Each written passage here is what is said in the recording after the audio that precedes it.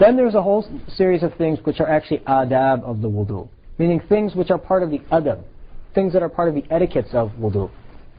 And those include facing the qibla when you make the wudu. Now let me just mention that the qibla is a big deal within our tradition. The whole concept of the qibla, it's a big deal within our tradition. And in fact, it's because of the presence of the Kaaba that the qibla is given so much importance. And Allah subhanahu wa ta'ala states in His holy book, Inna awwala baytin wudi'a lin-nas, verily the very first house established for people, lalladhi bi Bakkata, was the one in Becca, which is Becca is the name of Mecca, the traditional name of Mecca. Mubarakan wa hudan lil alamin. It's a place of blessing and guidance for all of the world, not just mankind, but all of the world. Fihi ayatum bayyinat.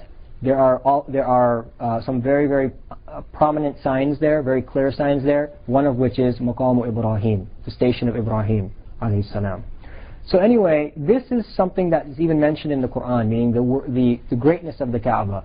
And we also see that the Prophet ﷺ also gave a huge deal of attention to the Kaaba and to that direction. In fact, originally when the Prophet ﷺ was in Mecca, you know, the Qibla was in the direction of Jerusalem at that time, at that time in history. And the Prophet ﷺ, what he used to do was he was at the Kaaba, so he used to stand in such a way that he could face the Kaaba and also face Jerusalem. So, you know, because you could do that because you're right in front of the Kaaba. So he would stand in a certain way that he would be able to face both.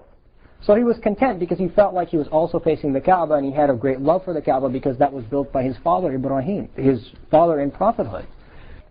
When the Prophet ﷺ actually made the hijrah to Medina, that could no longer occur. Now he had to make a decision: do I face Jerusalem or do I face Mecca?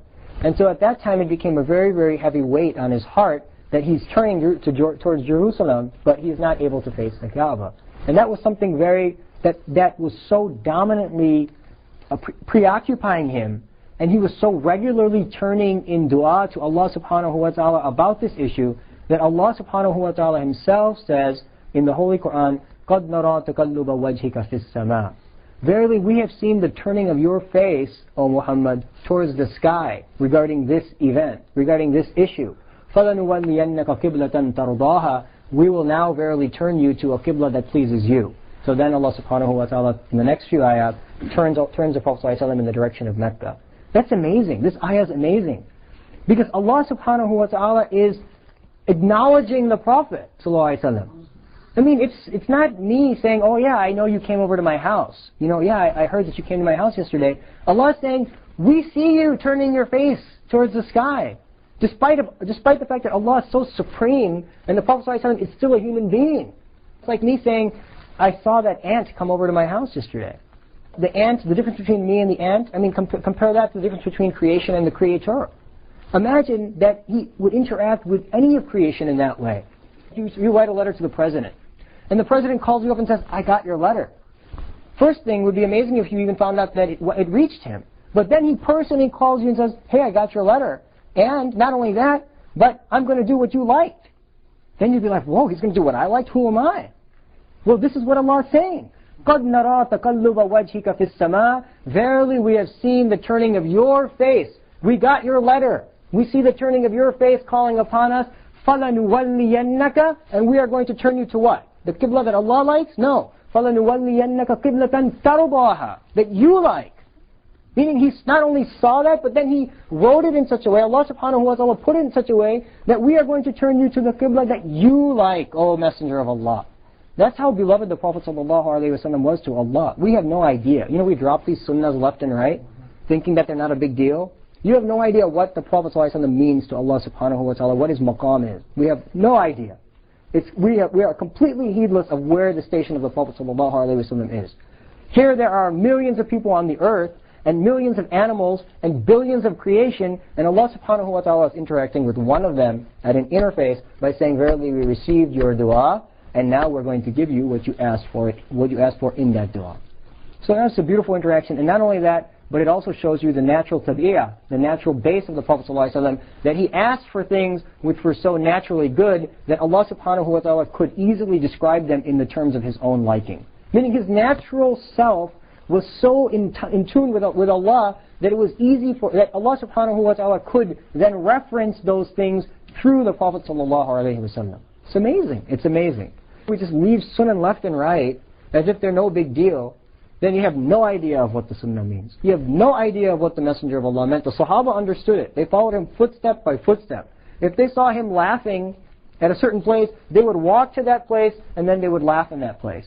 And then people would say, what are you doing? In fact, to Ali radiallahu anh, Ali once got on his horse, and it's in Shama'il Tirmidhi. He once got on top of his camel and he started saying subhanallah and various tasbihat, and then he started laughing. And then everybody's looking at him, what is this guy doing? What are you doing? Why are you laughing? What happened? There's nothing even funny going on. He said, verily I saw the Prophet ﷺ one time ascend his mount, and he began laughing. He said these tasbihat, and he began laughing in this manner. And the reason why he was laughing was because of the fact that Allah forgives his servant, and it just overjoyed the Prophet ﷺ so much that he couldn't help but let laughter come out.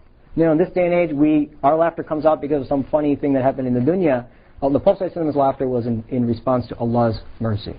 And we have several occasions of that. Just pick up Shama'il Tirmidhi and read the chapter on the joking of the Prophet ﷺ. All his jokes were based on the mercy of Allah. We have no idea what it means to follow the sunnah of what the Sahaba did. They inculcated every single step, such that it became that Allah subhanahu wa ta'ala not only revealed so many good things about the Prophet, but was then subsequently revealed about the companions, radiyallahu anhum wa radu'an, that Allah is pleased with them and they are pleased with Him. And that was their status because of their following of the Prophet sallallahu alaihi wasallam. So when you find a sunnah, this is our tradition. We don't leave a sunnah for anything. This is leaving the Prophet ﷺ for anything. We won't do it. We walk in his footsteps. And that attracts the barakah of Allah. That's what brings the mercy of Allah upon the community. When the Sahaba converted people, they didn't give up all the sunnah and then say, now we're going to go and convert people from our own minds. Their whole conversion process was based on the sunnah. They became the beloved of Allah by following the way of the Messenger. They followed the way of the beloved. قُلْ إِن كُنْتُمْ تُحِبُّونَ اللَّهَ فَاتَّبِعُونِي يُحْبِبْكُمُ اللَّهِ. Ayah of the Quran. Say, if you love Allah, قُلْ إِن كُنْتُمْ تُحِبُّونَ اللَّهَ فَاتَّبِعُونِي, follow me, and then Allah subhanahu wa ta'ala will love you. And what happens when Allah loves you? Allah subhanahu wa ta'ala then cries out to the angels, verily I love so-and-so. Then the angels cry out to all of creation, according to hadith, verily Allah loves so-and-so, so all of you have to love so-and-so. Such that the animals on the earth begin to make dua for him, and the fish in the depth of the sea, where no man has ever been, they too begin to make dua for this person. So now imagine, if angels are screaming at creation, Allah loves this person, you have to love this person, those people are going to run to you for the deen. That's how you convert people. The angels just tell them that they have to do it. You don't have a choice. That was the way in which the Sahaba dominated the earth. They followed their messenger because they understood where the messenger stood in regards to Allah, in his relationship with Allah subhanahu wa ta'ala. It's not a small thing that Allah says, وَأَتِيُوا اللَّهَ وَأَتِيُوا الرَّسُولَ, that follow Allah and follow the messenger. Allah subhanahu wa ta'ala does not associate anyone with him in even the slightest manner. But when Allah is telling you follow Allah and follow the messenger, what's being highlighted is when you follow the messenger, you are following Allah. When the Prophet ﷺ puts on a turban, or grows out his beard, or uses the right hand first, or prays the sunnah of Fajr, he doesn't do it because he wanted to, he just made these things up on his own. He does it because he's in this interface of deep interaction with Allah subhanahu wa ta'ala.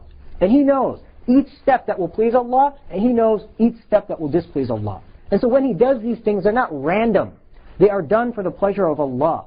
Every single breath of the Prophet ﷺ, every heartbeat of the Prophet ﷺ was done in remembrance of Allah. In fact, we know from hadith that there were angels that came to visit the Prophet ﷺ, and they said, he's sleeping, let's not bother him. And the other one said, no, he's not sleeping. Actually, his eyes are sleeping, but his heart is awake in the remembrance of Allah. We know that from hadith.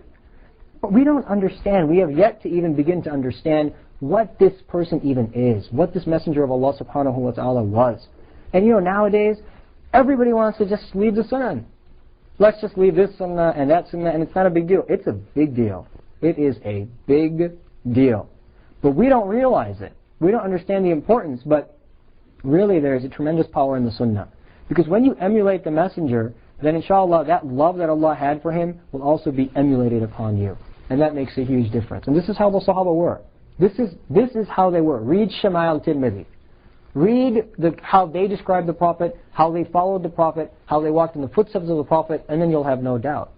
And that was the most successful of all generations. And after them came the Tabi'een, and after them came the Tabi'een. Until this day, there are those people that have such a nisbah with the Prophet ﷺ that are so connected through their teachers and through their mashayikh with the Prophet ﷺ that they continue to feed humanity with these beautiful sunnah. This should be our goal. Inculcate the sunnah of the Prophet ﷺ. And fine, we live in the Western world, right? So it's very difficult. Sometimes it gets difficult because you got to go to work, you got to go to school. Sometimes these sunnah are not easy to carry. The Prophet ﷺ himself said that there will come a day when it will be so that carrying the deen will be like carrying hot coals. You know, hot coals in your hand, how long can you hold on to them? It's very, very difficult. So I'll grant you that. And the Prophet ﷺ also said that there will come a day, he said this to the Sahaba, today you follow 100% of the deen. Were you to leave 10% of it, you would leave the fold of Islam.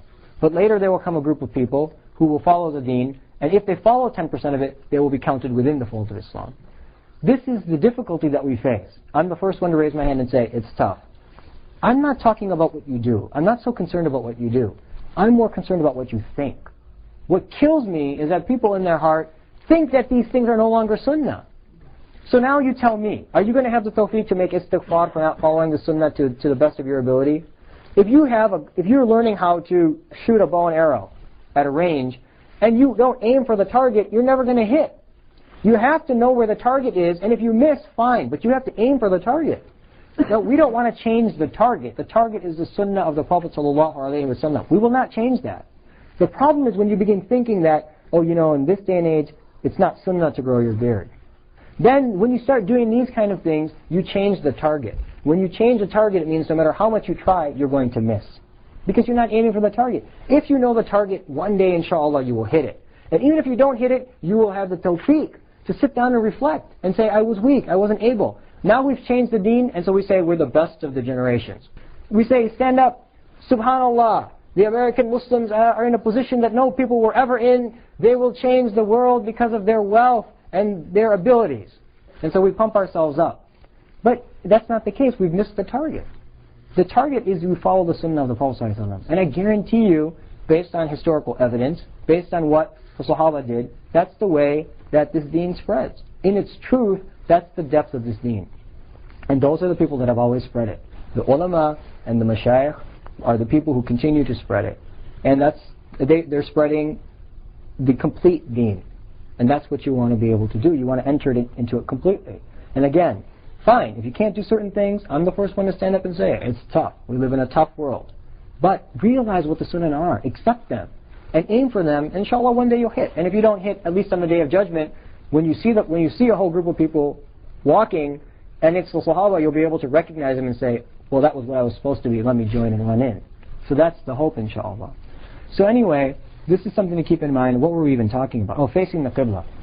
So let me just go back and actually mention a couple things about the Qibla. So this is the beauty of facing the Qibla. And the Qibla is a dominant theme within our deen. It is very, very prevalent. And we should begin to appreciate and accept it. For example, we are not permitted within our deen to urinate or to use the washroom while facing the Qibla. It's something that's considered a very, very disliked action. So it shows you, it highlights that even when using the bathroom, the Muslim is conscious of where the Qibla lies. Similarly, within our deen, we are recommended to sleep facing the Qibla. Even when lying down, after doing all your prayers and a hard day's effort, the Prophet ﷺ still taught us, you don't just lie down how you want to lie down, but if you want to make your lying down part of an ibadah, part of a sunnah, then you should face sleeping in the direction of the Qibla. So these are very, very beautiful things that the Prophet ﷺ is teaching us. And the Qibla has a very, very prominent role within our deen. In fact, according to some ulama, the Qibla is actually just a physical building, but in reality, it's the place upon which the nur and the barakat of Allah subhanahu wa ta'ala descend upon the universe. And some of our mashayikh say that actually what happens is the nur of Allah descends upon the Qibla and then secondarily spreads across the world. Meaning that Qibla is the focal point of Allah's blessings, anwarat, His faith, etc. And so the Qibla is a very, very dominant thing, and we should be very careful and attentive towards it. In fact, Imam al-Zanruji has written a book called Ta'lim al-Muta'allim, the method for the students of how they should learn. And so in that book he gives various advices for people who are students of the deen, how you should eat, how you should act, how you should dress, which books you should study first, how you should carry your books, etc. And he actually relates a story in this book. he says that there were two students that were completely equal in their ability. And each of them was hardworking, had about the same intellect. They came from similar backgrounds, so they had the same amount of money to help them in their studies. They were both the same age. They were both energetic. And so the teachers expected both of these to become great fuqaha. Both of these students to become great fuqaha. So what happened was both of them went to study, and some years later, the teachers examined both of them and found that one had surpassed the other tremendously, meaning leaps and bounds beyond the other. So they were shocked, because they said, here are two students, equal in ability, equal in energy, equal in background, yet now, and we expected them to be equal in their greatness of learning the deen, but one has gone so much beyond the other. And so they started questioning each of the two students about their habits. And when they came to it, they found out that one of them used to study facing the Qibla, and the other one used to study facing his back towards the Qibla. And they determined that this was the difference between the two students. So you should be conscious of this. Even when you study in school, you should focus on the Qibla. That's where the barakah is coming from. That's where the nur is coming from. In fact, what is nur? Right? Nur is, what is ilm? Ilm is nur. Right? Imam Shafi himself said in one of his poems that ilm is nur, and we know this from various other aspects of our deen as well. So when you're studying, whether it be medicine, engineering, or whatever you're going to do, you've made the intention to study for the sake of Allah. You want to earn an income in order to provide your family for the sake of Allah. You're learning this knowledge so that you can reflect upon Allah. You're trying to strengthen the community for the sake of Allah. So why not study in the direction that's most beloved to Allah? So take advantage of the Qibla, use it in your life, and be conscious of it at all times. And that's why I told you guys, especially when you're here, if you want to do one thing, just sit quietly and face the Qibla. Don't even do any dhikr. Don't even say anything. Just sit quietly and face the Qibla, and you'll get your benefit in the next 4 to 5 days, inshallah. That's the power of the Qibla. The second of the adab of wudu is to avoid using washed water, meaning avoid the used washed water. So while you're making the wudu, you don't want the water that's coming off your body parts to splash all over you.